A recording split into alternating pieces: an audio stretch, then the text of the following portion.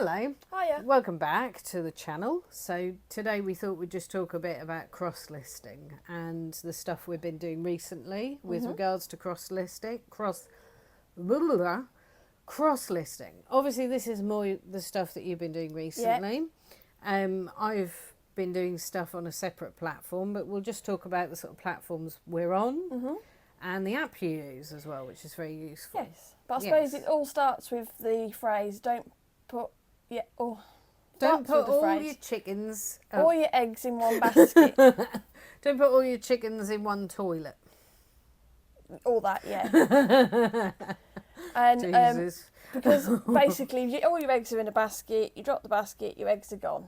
So if you put all your listings on one platform, the platform changes everything and sales drop, then you've got no sales. Yeah. However, if you put things on different platforms, you've got more of a chance of selling. And I think that because we started this last year, so we kind of branched out a bit. We were doing eBay mainly. Yeah. And then we branched out to Etsy because we had a lot of ceramics and realised that it would probably be better to put those on Etsy. So that happened. And then I think we were kind of putting lower value on Vinted. So there was that stuff that went on there. But basically, I think we did venture into Vinteria, but only put one thing on. Yes. Which I think then got taken back off again. Because, we didn't really understand how it all worked. I think it was a case of we discovered Etsy around the same time we discovered Vinteria, and our preference was for Etsy. And you'll probably find this when you venture out into, posting on other platforms or cross-listing across other platforms, is you will have ones you prefer. Yeah. And ones that you find easier to use and your sales are better. And we find Etsy is the one for us. It might be that you find Vinteria is fantastic. So it's all just personal preference. Yeah, and I mean, with Etsy, it's more established, whereas Vinteria, I think, is a kind of a new kid on the block. It's definitely newer, isn't it? Isn't that an offshoot of Vinted, or is it just similar to I don't know. I think it's just Vinted? a similar name. I'm not sure if they're affiliated or anything like that. Yeah. But I have now cross-listed everything that's on Etsy over to Vinteria, and that's so easy to do. And do you want to talk about how you do that? Yeah, sure.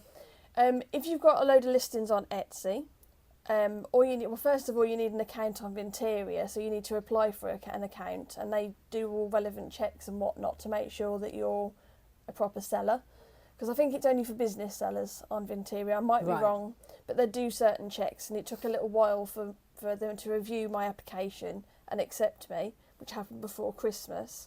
But once you've got your Vinteria account accepted, you go to Etsy, click on the link for your listing. So if you're listing a mug, go onto that listing in the Etsy shop itself, highlight the URL, and then all you basically do is go into Vinteria, and there's a little box where you copy and paste it in. Sorry, just to jump in there. URL is basically that address in the address bar at the top of the page, just in case you don't know what that is, basically. Yeah. So you just copy from Etsy onto Vinteria. You can do a list. I did 120 in one go.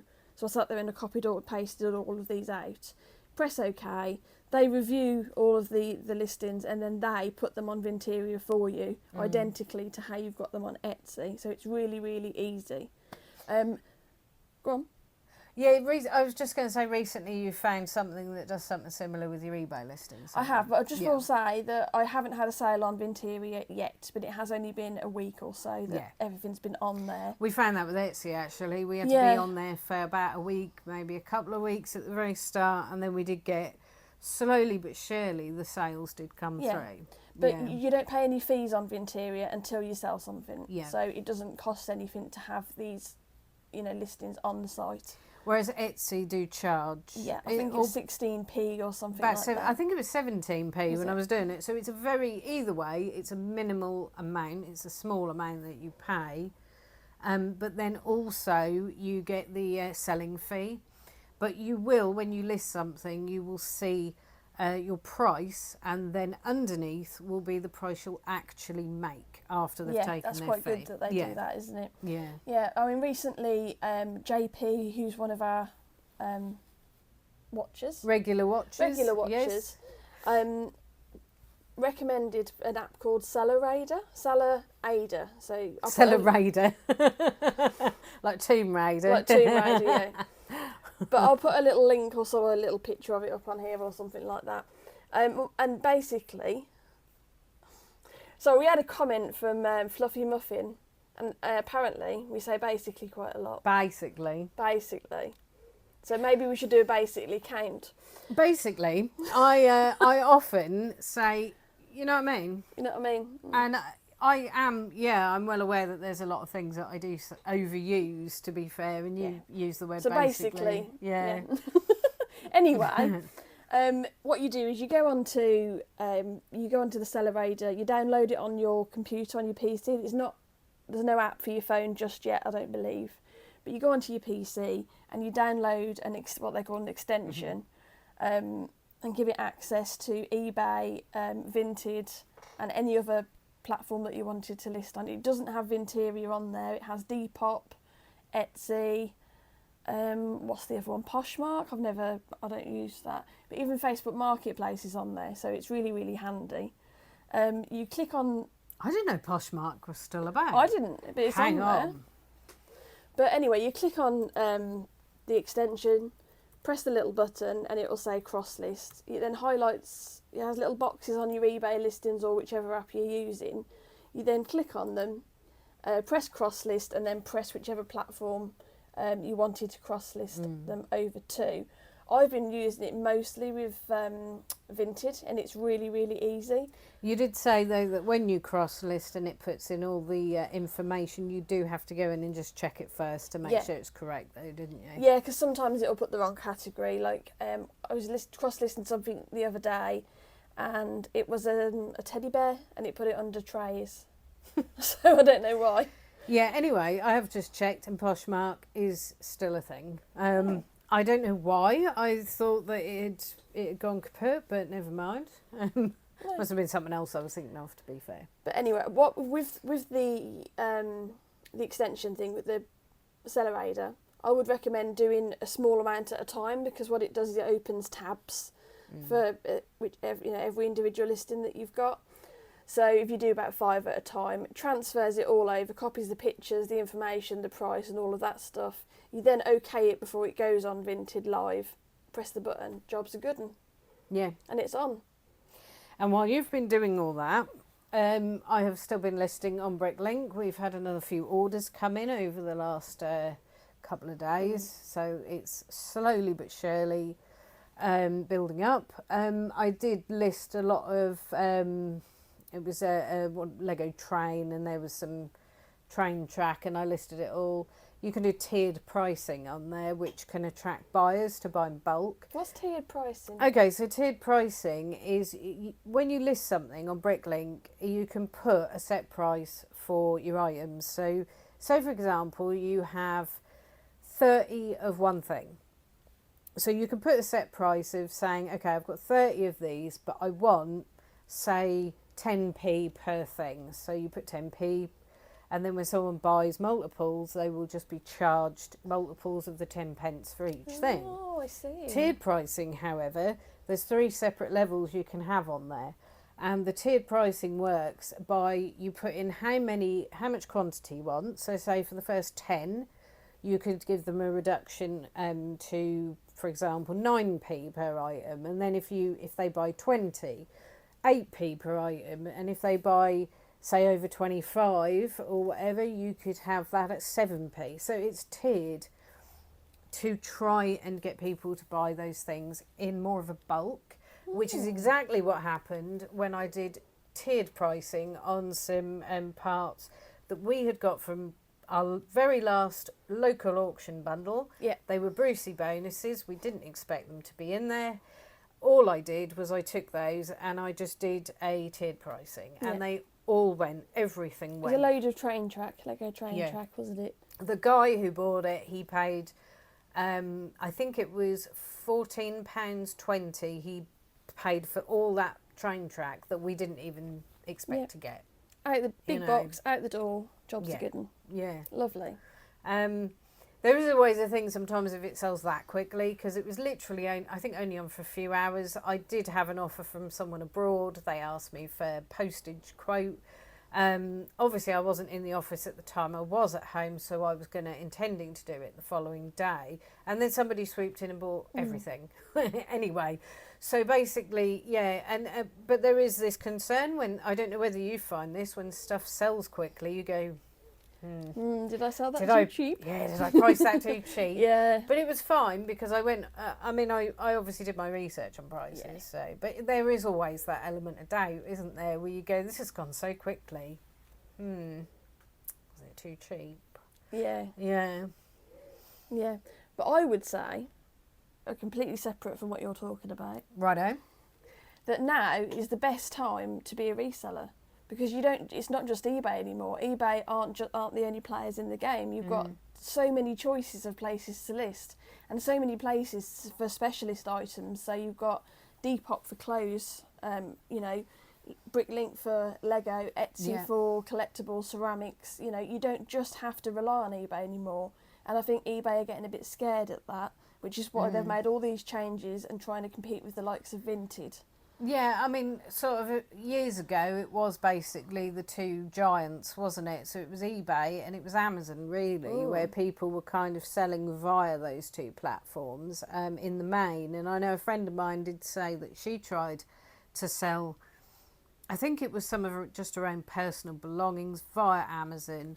And she said the fees were absolutely incredible on there. Now, we've never sold on Amazon, have we? And it's not really somewhere where I think you would flock to for second-hand toys and stuff like that. No. It doesn't seem to be... I have noticed listings for second-hand stuff on there, but it just sort of hangs around, I think, a lot of the time on there. It wouldn't be my first choice. But in the main, sort of the second-hand stuff you get on there is more books, DVDs and CDs, and kind of the more media-based stuff anyway. I remember when Amazon only sold books, do you? Yeah. During the war. During the war, yeah. In the old days. You don't have to rely on eBay anymore. Yeah. There are so many different platforms, and eBay are trying to compete, and we should see it as a positive rather than a negative, because we've got more options now. We don't have to list on eBay. We don't have to rely on them for our sole income. We can use these different platforms. Yeah, but like anything, if you are going to cross list, is be organised about it. You can use these apps and stuff like that. They are wonderful to do, but you just have to make sure that you remember where these things are and go to them and basically remove them from any other platform if they sell. Or you're going to be finding yourself in this tricky position of sending out messages to people because you don't have that item and you've forgotten it's listed and you're kicking yourself. So I would say that might be the most difficult element to it. I mean, there are other apps out there that do remove the stuff for you, but I think they're quite pricey. And I'm on a free trial with Sellerator at the moment still. Yeah. So, there's the paid options, and obviously, well, you pay for it, you get what you pay for, don't you? You do get more perks to paying for these subscriptions. But with the free one, maybe it's more limited. So. Yeah. Yes. So that is essentially, we just really wanted to talk about cross-listing, didn't we? Because it is one thing where we haven't, I don't think we've done a huge amount of it over the years. No, we haven't. Just to be organised. And I think I said in a previous video that I do like to play it more safe. And I think that was more me kind of going, oh, what if we forget? And all this kind of stuff. But you're finding it okay, aren't you, actually? I know I would get totally bleeding confused, to be fair, but you seem to be getting on all right with it, as soon as the sale happens, I'll just delete it from the other platforms myself. Yeah, exactly. I'm sure if I had really got stuck in, it would have been fine eventually, but it's just that initial kind of thing of going for it. And so, I would suggest giving it a go if you want to sell more, maybe. Yeah, but just do consider using other platforms than eBay. I mean, I've got nothing against eBay. We do make a fair old amount from eBay. They are, our main income source. But don't rule out other platforms because, I know Vinted isn't perfect, but you can still sell stuff on there. eBay's not perfect. Well, to be fair, I have been watching a few reselling videos recently. I say this every time, don't I? Oh, well, there was a reseller I was watching. Who have you been watching? But they were saying about sort of the fact that with eBay, there are some quite stringent things that you have to do to remain top rated and stuff like that. So if you accidentally do something wrong, or you have some customers who basically do returns under the kind of, false description, I'm not described thing, then it can affect all that. You can, end up losing your status on there. That is one thing. So it is like having, in a sense, a boss or a demanding mistress, whichever one you prefer. But it is a bit like that, isn't it? Because there are things you conform to as you go along. So, okay, I want to be top rated, so I have to do this, and I can't have too much of this, and I can't have too much of that. And you have to really kind of conform to these rules. On some of the other platforms, obviously, there are going to be issues if you are going to be somebody who's consistently rubbish at selling, and there probably are people like that on a lot of platforms who they just can't be asked to send stuff or whatever once it's sold. Crazy, I know. If you're a reseller, that sounds like an absolute crazy idea, doesn't it? But I'm sure there are people on there. I've seen people like that on Vinted where they have consistent feedback that says, I am not sent, I am not sent. And it's just like, why would you list stuff on Vinted and then just either completely forget about it or check it but not actually be that asked about sending it? Because then people get these massively negative ratings. Yeah. So basically I suppose eBay is quite demanding in that sense. Yeah. And the fees they take. Honestly, I think there was one occasion where I checked it and about a quarter to a third of what we made went to eBay. So they know how to make money. They know how to make money, don't they? Yeah. So some of these other platforms can be a little bit more of an attractive option just from the point of view where they don't take such a huge cut. And it does seem like less that you pay, and you do get more for what you do as well. I'm not dissing eBay. I'm not saying you should, let's all boycott them, etc. But the fact of the matter is, it's expensive, isn't it? It is expensive. Yeah. Well, that's our 2 penn'orths worth, isn't it, anyway? Anyway, thank you to all the new subscribers that we've had recently, to all of our subscribers who've been with us from the start, or at least near the start. Yeah. To everybody who has liked and shared and commented and every other possible thing, like tuned into our live charity event, etc. So, yeah, well, massive thank you for all that, really. And if you've watched to the end, here we go, ready? This was really successful in our last video. We enjoyed this one, actually. So if you've watched to the end, today's code word, today's safe word, Secret if you like. Safe word. Today's safe word. From Mistress Alexis.